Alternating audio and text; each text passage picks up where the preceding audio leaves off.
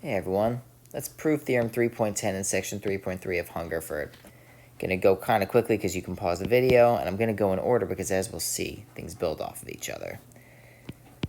To show that f of 0 equals 0, we're going to start with the oldest trick in the book and add 0.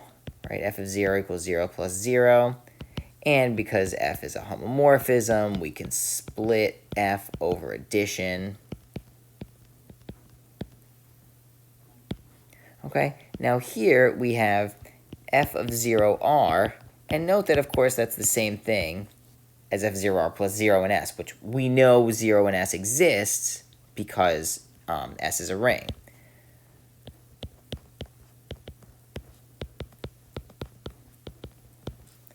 Right? And so if we have that, this guy plus 0 equals this guy plus that, right, we know by a theorem previously shown that the only solution for this is, that. Okay. Number 2, right, just, can cancel out that, right?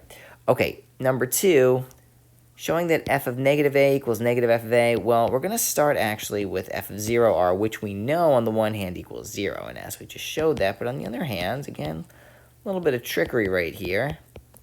For any a in R, I'll just say for a in R, right, we have that, right? 0 equals a minus a, or a plus negative a. Well, again, since f is a ring homomorphism, we can do this little trick right here. And on the other hand, we know that this equals 0 because we just showed it, right? So by definition, f of negative a equals negative f of a. Done. Right? And f of negative a is the element such that f of a plus f of negative a equals 0. So it's the inverse, okay?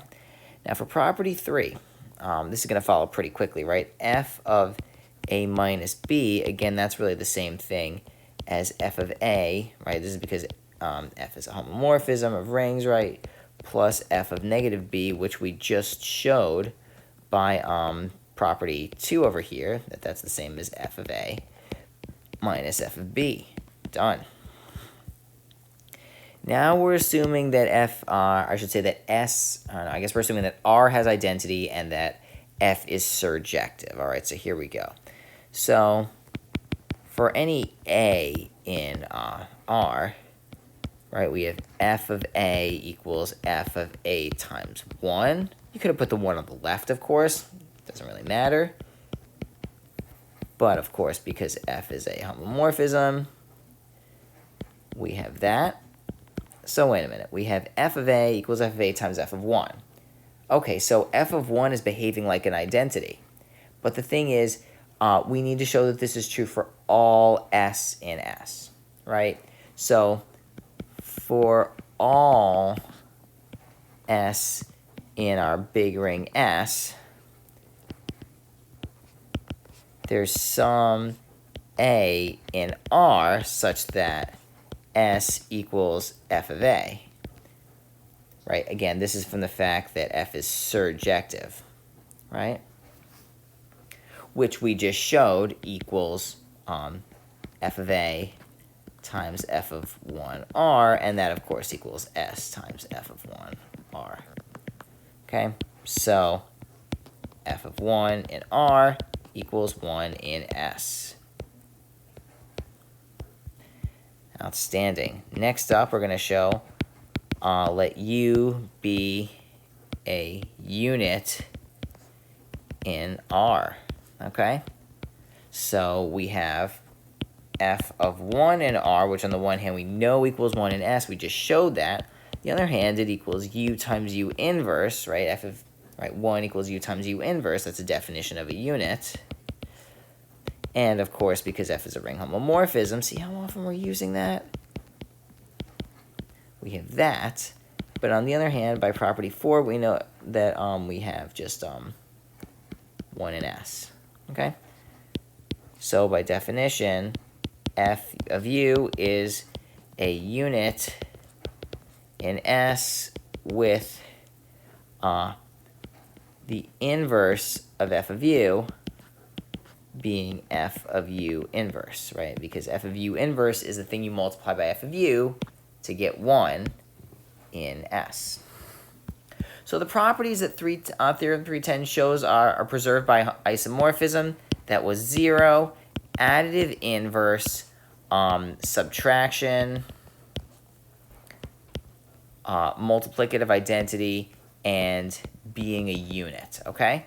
So if we go back to the problem about whether or not z was isomorphic to 2z, then we can say no, z is not isomorphic to 2z because z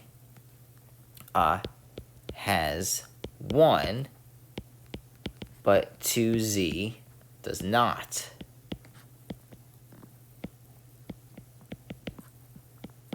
All right, so z had something that was preserved by isomorphism and could not be carried over to 2z. So there can't exist an isomorphism between the two sets. All right.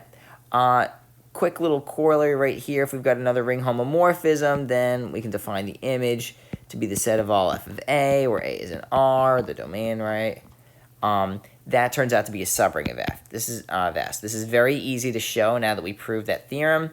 Right, we have to show that the image is closed under subtraction and multiplication. So for subtraction, we could say for all f of a and f of b in the image of f, we have f of a minus f of b. Well, that equals by property 3, f of a minus b, which is clearly in the image of f, right? So it's closed under subtraction.